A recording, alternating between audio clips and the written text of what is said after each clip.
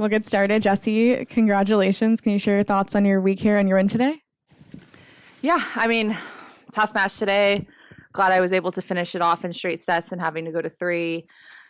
Again, really tough conditions with the wind and everything. So, I mean, it was a little streaky, I feel like, from both of us at times. But, I mean, that's how it's going to be when it's tough conditions and you're in a final and there's a lot of nerves and stuff like that. So, happy to come away with the trophy and the title. Jessica, seemed like you were on the brink a few times this week.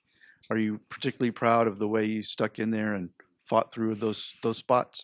Yeah, definitely. I think my, perseverance won me a lot of matches this week. I think especially on the clay, I feel like you have to have kind of that grittiness and that toughness because, the serve isn't as effective. There's not as many free points. And I think, winning a couple tough points or a tough game can kind of turn the momentum of a set or a match. And I felt like I was able to do that multiple times this week. And, it doesn't always happen every single week, but when you're able to do it and take home the title, I think you look back in those moments, pivotal moments are really important in a match. So happy with what I, was able to do this week and turning around matches and sets. And yeah. At 5-1, I guess you had an exchange with your coach, and what was that and what did that do? I actually just said I think I hit a wall. I just got really tired because I think I was like realizing I was going to go to a third, and I was kind of like, oh gosh, like I don't know if I can do this again. Like I've done this the last couple matches, even in Miami, playing a couple tough third sets, and I think it's just more emotionally draining. Sorry, Maddie. Emotionally draining than anything, but I think at the same time, sometimes I've done it before in the past where once you kind of like accept that you're not trying to fake it or force it. You're like, okay, I'm tired. How do I figure this out? And I think sometimes when you can kind of relax, take a breath and refocus, that sometimes that can help. And I think it actually did help me today. I mean, I think I was able to play some tough games there and then pick up my level to end the second. And I think I just, again, got the momentum back in order to win it in straights. Jess, you have bigger wins than this, but what does this one mean to you as far as the history of this tournament and your history of in the Low Country? Yeah. I mean, it's my first clay court title, which is really cool. To win it here in Charleston, super special. Have a lot of history here, history in the Low Country, history in Charleston. So, I mean, that's really special. I had a lot of people from Hilton Head come and watch me from my old academy, my old coach, old friends, my aunt and uncle, my grandparents that weren't too far away. So I think all of that is just super, super special. And, when I look back, to have them here with me in that moment is really, really cool. So of all the years to win it, I think this year was perfect and fitting, and I matched the trophy with my outfit. So can't say much more than that. More questions? Can you tell us briefly about your history here in South Carolina and training here? Yeah. Yeah. So I moved to Hilton Head. I think I was like 7 or 8 years old, from Pittsburgh, Pennsylvania. Billy Stearns came up to Pittsburgh for like, I don't know, some sort of academy thing. And he thought I was really good and had a lot of potential. So we started kind of traveling down to Hilton Head. My parents would take me, and then we eventually moved, which was obviously a big sacrifice for my family to move down south. We were obviously up north people, up north family. So came down and trained there for like 7, 8, 9, 10, 11, 12. So I don't know, like 5 years or so. And it's honestly really where I learned like how to play and my technical aspects of my game. And in Hilton Head is kind of where I always feel like I grew up a little bit. Being that kind of age and growing up in that time and learning my strokes and learning how to play. And that was really, the Smith Stearns Tennis Academy. I've given them a lot of shout outs this week, but Billy Stearns was really where I learned my strokes and how I learned how to play. And then, we moved to Florida from there, but have a lot of connections to that academy. We housed a lot of girls and guys in that academy that went on to be really good college players, went on to be coaches, are still working there.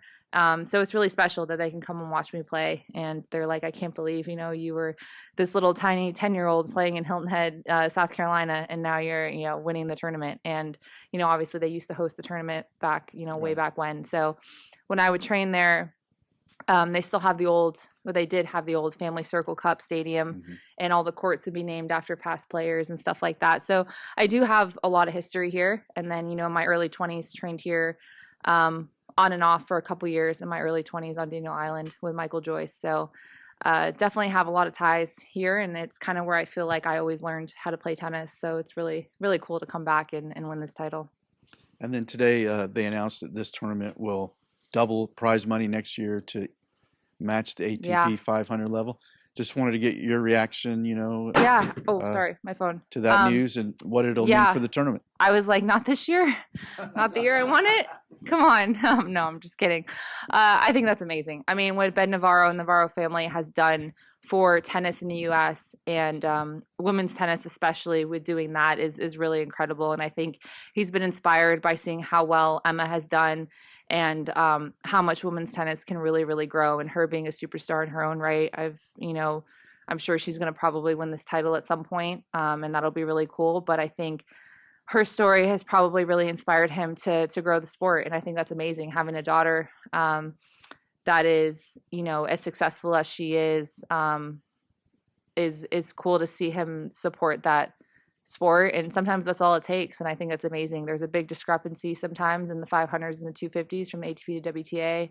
Sometimes people don't realize that because they know, the normal fan knows that Grand Slams are equal prize money, but they don't know about all the other events that there's a big discrepancy. So to be able to kind of set the tone and be probably the first person, I think, to do that. First 500, right? Is huge. And I think when you're setting that tone, that sets a trend for other tournaments to do the same. So that's really, really cool. Yeah. Just thinking about your summer last summer, culminating with the U.S. Open final and the way things are going this year. Are these 2 years in your career, would you say, the best years of your career? And are you having the most fun you've had in your career? I don't know. I feel like for the last 2, 3, 4, I don't know how long I've been top 10, but it seems like a long time now. And, the last couple years I've been able to make some big jumps as far as big tournaments, maybe winning more tournaments, making finals of a Grand Slam, that's always big. But, it's so funny. Tennis is such a long year. And, last year I was missing clay court season, missing the French, injured. And I was like, oh, this is probably going to be my worst year. Like, it was kind of weird feeling that I wasn't able to play as much as I usually have, missing a Grand Slam for the first time in a long time. And I felt kind of down about that, but was able to come back and turn that year around into one of the best years I've had. And it's funny how, tennis can change so much week to week, whether how well you're doing. And there's always another chance to win a tournament, which is what's so great about it. So hard, but at the same time, which is great about it. And I don't know. I think this year I feel so much better than I did last year, to be honest. At the beginning, this time last year, I think everything just kind of caught up to me with how much I was playing. I was playing a lot of matches over the previous couple years, and I was just burnt out. So I'm just really happy that, this year I feel so much fresher, so much better. And I think the results are kind of showing, this early in the year, how much better I feel. And I'm having a lot more fun competing. And just feel like I'm enjoying the challenge of competing and the challenge of problem solving every single match. And I think that's why, this year I was able to problem solve a lot of matches compared to maybe this time last year. But every year has its ups and downs, and it's all part of it. I'm ready.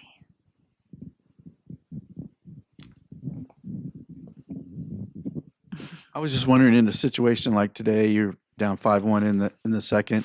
Is it tempting to think I'll just go on to the third and save my energy for that, or you just try to avoid that mindset at all costs? I just really wanted to hold at 5-1 because I was like, I need to get some sort of momentum going for the third. That's really what I was telling myself. And, I didn't want to go into the third losing, 3, 4 game, 5 games in a row. I kind of wanted to stop the bleeding a little bit before I got to the third. And sometimes when you do that, it obviously can turn out the way like it did today, where you can get the setback. But that's kind of really all I was thinking, is trying to play just a little bit more aggressive and just put a little bit of pressure on her, to kind of close out that set. And luckily I was able to do that, and it worked today. But to be honest, that's really, kind of all I was thinking, was just try to gain some momentum back for the third set. Tennis, of course, can be so cruel too, and she was obviously emotional after Yeah. letting that 5-1 slip away. Do you feel for her? Yeah, of Just course. knowing what that's I like. mean, every week is so tough. Like it's not easy out here at all.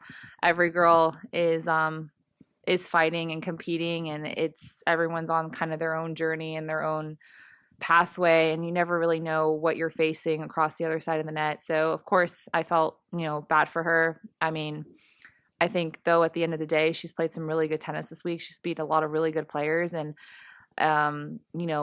obviously she's a Grand Slam champion, so everyone knows that she can play at that top level. And I think this week she showed that she can maybe get some of that consistency back in her game. And I think as far as going into the clay court season, she's got to feel pretty good that she's kind of got some of that momentum back, and that she can beat those top players when she can, and when she's playing a good game. And I think that's kind of what she's got to focus on. It's tough in the moment. It's never fun to lose, but I'm sure she can switch her perspective and feel good about going into the rest of the clay court season. Okay, thanks, everyone. Thank you. Thank you. Oh, yeah. Maddie's not happy with me. She's ready to get down. Maddie, one more thing.